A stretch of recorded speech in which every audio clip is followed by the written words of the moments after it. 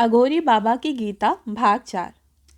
बाबा ने अहंकार, अभिमान और घमंड को समझाते हुए कहा, त्रिगुणात्मक प्रकृति प्रकृति 3 गुणों वाली है। सांख्य सूत्र में जो पहला श्लोक है, त्वरजस तमसो साम्यावस्था प्रकृति, अर्थात सत्व रजस तमस की समाव्यवस्था साम्यावस्था प्रकृति है। और इसी को गीता में कहा गया है, सत्वम रजस्तम इति गुणाः प्रकृति संभवाः। प्रकृति से ये सतोगुण, रजोगुण और तमोगुण उत्पन्न होते हैं। क्योंकि ये संसार प्रकृति से ही उत्पन्न है, अतः इस संसार में जो कुछ भी होगा वो 3 प्रकार का होगा, सतोगुणी, रजोगुणी और तीसरा तमोगुणी। इसीलिए अहंकार भी 3 प्रकार का होता है। अहंकार को आम बोलचाल में मान लो कि अहम का आकार, मेरे चित्त और आत्मा का एक आकार है, वो ही अहंकार है। अहंकार सभी में होता है और ये सात्विक होता है। जब आप ये समझते हैं कि जैसे सब है वैसा ही मैं भी हूँ, एक एंटिटी हूँ, मैं हूँ, मेरा एक रूप है, रंग है, प्रकृति है, अतः इस संसार में जैसे सब है वैसा ही मैं भी हूँ, ये अहंकार है।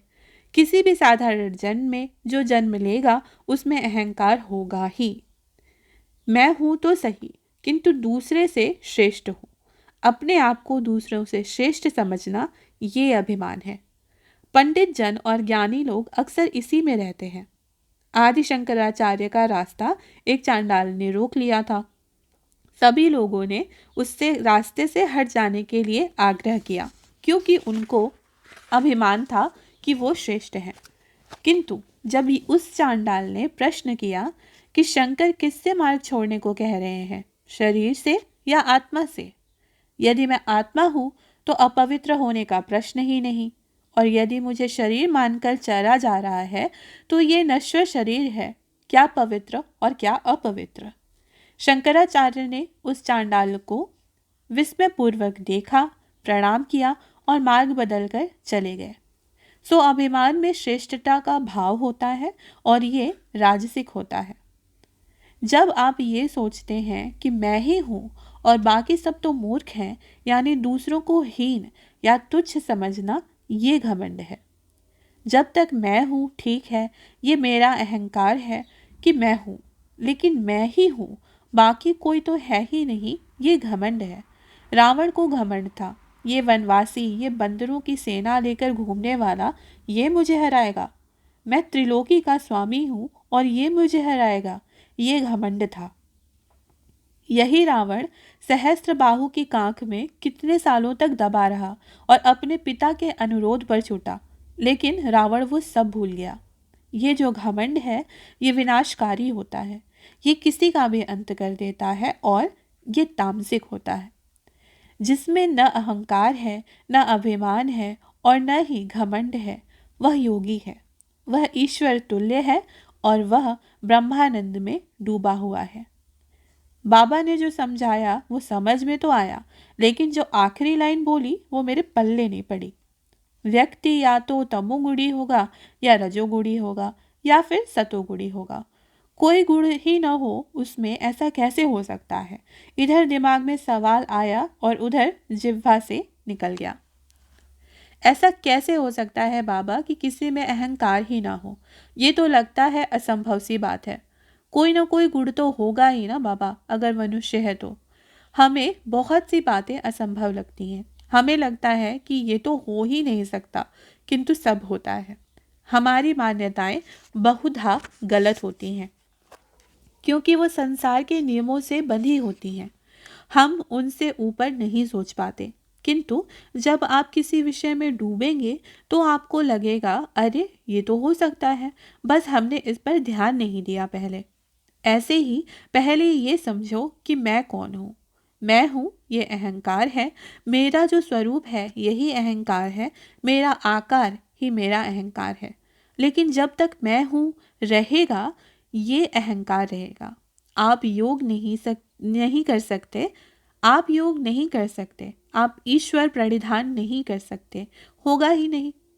जब तक उस परमात्मा और उस आत्मा के बीच में कोई भी आएगा, चाहे वो अहंकार ही क्यों ना हो, योग कैसे होगा? ध्यान के वक्त भी आपको खुद को भूलना पड़ता है। इसे ठीक वैसे समझो जैसे जब तुम अपनी कार या बाइक ड्राइव कर सकते हो और मन में ऑफिस की मीटिंग, घर की समस्याएं, मोबाइल में चैट या कोई विचार चल रहा होता है। आप ड्राइव करते करते काफ़ी आगे आ जाते हैं और एकदम से आपका ध्यान टूटता है कि अरे, यहाँ तक आ गए। आपको नहीं ध्यान रहता आपके कार या बाइक कैसे चलाई, कब मोड़ी, कब कब ओवरटेक किया, आपको नहीं याद। आप उस वक्त ध्यान में ही होते हैं, किंतु ईश्वर के नहीं, अपितु सांसारिक चक्करों में। यही ध्यान आपको जमाना है ईश्वर में। आप कुछ भी कीजिए, कोई भी क्रिया कीजिए, किंतु मन में प्रणव का, इस ओम का, उस अक्षर ब्रह्म का जप चलता रहे। अहंकार को भूल जाइए। भूल जाइए कि इस वक्त आपका शरीर क्या क्रिया कर रहा है या किस क्रिया में संलग्न है। जैसे आप ऑफिस की मीटिंग की चिंता में या घर की चिंता में थोड़ी देर के लिए भूल जाते हैं कि आप इस समय ड्राइव कर रहे हैं, ऐसे ही ईश्वर के ध्यान में प्रणव का जप करते करते भी भूल जाइए कि आपका शरीर इस समय किस क्रिया में है।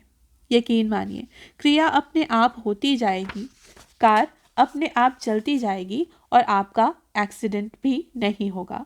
आप मोबाइल में लगे रहेंगे तो हो सकता है कि एक बार कोई एक्सीडेंट हो जाए, किसी और विचार में रहेंगे तो हो सकता है कि एक्सीडेंट हो जाए, किंतु आप यदि ईश्वर के ध्यान में रहेंगे तो एक्सीडेंट नहीं होगा। आप जो भी क्रिया कर रहे होंगे वो स्वतः सिद्ध होगी। किसी भी ऐसी प्रक्रिया में जो रोबोटिक है, आप रोज करते हैं, जिसमें दिमाग लगाने की ज़रूरत नहीं है, उसमें आप ये कर सकते हैं। औरतें रोटी बनाते समय, आदमी नहाने के बाद शरीर पोंछते में, पार्किंग तक पैदल जाने में, रिक्शे में जाने में, ऑटो में जाने में, ट्रेडमिल करते समय, शेव करते समय, ब्रश करते समय और भी बहुत सी जगह। जैसे सर पर मटके के ऊपर रखी जैसे सर पर मटके के ऊपर रखी मटकी रखे चलती हुई एक गांव की औरत का ध्यान सड़क पर नहीं होता। आंखें अपने आप ही सड़क को देख रही हैं, वो अपना काम कर रही है, किंतु उस औरत का ध्यान अपने सर पर रखी मटकी पर होता है, उसके बैलेंस पर होता है। ऐसे ही तुम्हारी इंद्रियां बिना ध्यान दिए भी रोजमर्रा के काम कर सकती हैं और तुम अपना ध्यान ईश्वर पर केंद्रित कर सकते हो। ये बस थोड़े से अभ्यास की बात है। आप जब इस शरीर को भुला देंगे, अपने शरीर की क्रियाओं से स्वयं को अलग कर लेंगे, तब आप योग करेंगे। आप भुला तब ही पाएंगे जब आपका अहंकार नष्ट हो जाएगा। जब आप सुबह सुबह ध्यान करने बैठते हैं तो क्या कहते हैं? हाथ जोड़कर आंखें बंद करके क्या करते हैं? क्या उस समय आपको ये याद रहता है कि आप पूजा में हैं, हाथ जोड़कर बैठे हुए हैं? आपको अपने शरीर का कोई ध्यान नहीं रहता, आप अहंकार से मुक्त हो जाते हैं और फिर योग होता है। आप अपनी आत्मा और परमात्मा को मिलाने का प्रयास करते हैं। ये सिर्फ तभी हो सकता है जब आप अहंकार को त्याग दें। कबीर ने इसी अहंकार को मैं कहा है। अब फिर से सुनो उसने क्या कहा है। जब मैं था तब हरि नहीं, जब हरि है मैं नाही, जब अंधियारा मिट गया दीपक देखा माही। जब तक अहंकार रहेगा हरि नहीं दिखेंगे, और जब अहंकार समाप्त हो जाएगा तब उस हरि का दर्शन स्वतः ही हो जाएगा। अंततः तात्पर्य यही है कि गीता में योग है और योग करने के लिए अहंकार को भी त्यागना होता है। अहंकार सात्विक है, फिर भी छोड़ने की चीज है और इसे छोड़ा जा सकता है। साधारण मनुष्य के लिए ये एक ऐसी चीज है जो होगी ही होगी। इसी अहंकार या अहम के आकार के लिए वो सब चीजें इकट्ठा करता है। बढ़िया घर, बढ़िया गद्दे, बढ़िया भोजन, ये सब किसके लिए? इस अहम के आकार अर्थात शरीर के लिए। जब आप अहंकार से मुक्त हो जाएंगे तो आप महल में भी वैसे ही रहेंगे जैसे जंगल में रह रहे हैं, और जंगल में भी वैसे रहेंगे जैसे महल में रह रहे हैं। राजा जनक और राजा राम की ही भांति आपको भी कोई फर्क नहीं पड़ेगा कि इस शरीर की स्थिति क्या है, क्योंकि आप उस अहंकार से मुक्त हैं। याद रखिए, ये सारा संसार शरीर के लिए ही व्याप्त है, आत्मा के लिए नहीं। सारे रिश्ते नाते इस शरीर के ही हैं, इस अहंकार के ही हैं। आत्मा का किसी से कोई रिश्ता नहीं है। जब आप इस अहंकार को त्याग देंगे, तब आप विशुद्ध आत्मा हो जाएंगे। आप अंतरात्मा हो जाएंगे और अपनी आत्मा में ही रमने लग जाएंगे। बाबा के सानिध्य में मुझे ऐसा लग रहा था जैसे स्वयं भगवान ही मुझे आसान से आसान तरीके से समझा रहे हैं, क्योंकि मुझ मूढ़ की समझ में शास्त्रों की क्लिष्ट बातें नहीं आती हैं। मुझे हमेशा यही लगता था कि शास्त्रों की बातें पुराने समय में ही संभव थी। आजकल इन बातों के कोई मायने ही नहीं है, क्योंकि मेरे हिसाब से ये सब बातें अब संभव ही नहीं हैं। एक तरीके से असंभव ही समझता था मैं अब तक।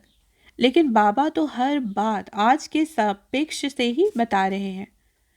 इन चीज़ों को आज तक किसी ने इतनी आसान भाषा में मुझे नहीं समझाया था। बस अब एक ही डर सता रहा था कि ऐसा सत्संग, ऐसा सानिध्य जीवन में पहली बार मिला है। कहीं बाबा फिर से गायब तो नहीं हो जाएंगे। बाबा को पता नहीं ऐसा कैसे लगा कि मैं फिर से कुछ पूछने वाला हूँ, और जैसे ही मैंने मुंह खोला, मुझसे पहले बाबा बोले, एक बात बता, मैं इतना समझाता हूँ, उसके बाद भी तेरे प्रश्न खत्म नहीं होते। लाता कहाँ से है इतने सवाल? आज बाबा ने भी बात पूछ ली, जिसे अगर वो ना पूछते तो बिना पूछे तो शायद किसी को भी नहीं बताता। बाबा, मैंने तो अभी तक जो भी थोड़ा बहुत पढ़ा लिखा है, उससे एक ही बात समझ में आई है कि हमारे यहाँ शास्त्रों को प्रश्नों की तरह ही लिखने की प्रथा है। भगवत गीता में अर्जुन कृष्ण जी से जो कुछ प्रश्न पूछ रहे हैं और कृष्ण जी उसके प्रश्नों का जवाब दे रहे हैं, ऐसे ही युधिष्ठिर भी प्रश्न को पूछ रहे हैं शरशैया पर लेटे भीष्म पितामह से, और भीष्म उसके प्रश्नों के जवाब दे रहे हैं। ऐसे ही नचिकेता यमराज से प्रश्नोत्तर करते हैं। पूरा भागवत पुराण और अन्य भी 17 पुराण प्रश्न उत्तर में ही लिखे गए हैं, जिसका एक ही अर्थ है कि हमारा धर्म और शास्त्र प्रश्नों से परे नहीं है। प्रश्नोपनिषद नामक ग्रंथ बहुप्रसिद्ध है। केवल सनातन धर्म में ही ऐसा सुना गया है कि सही गलत का निर्धारण और अन्य भी किसी समस्या का निवारण शास्त्रार्थ से ही हुआ करता है।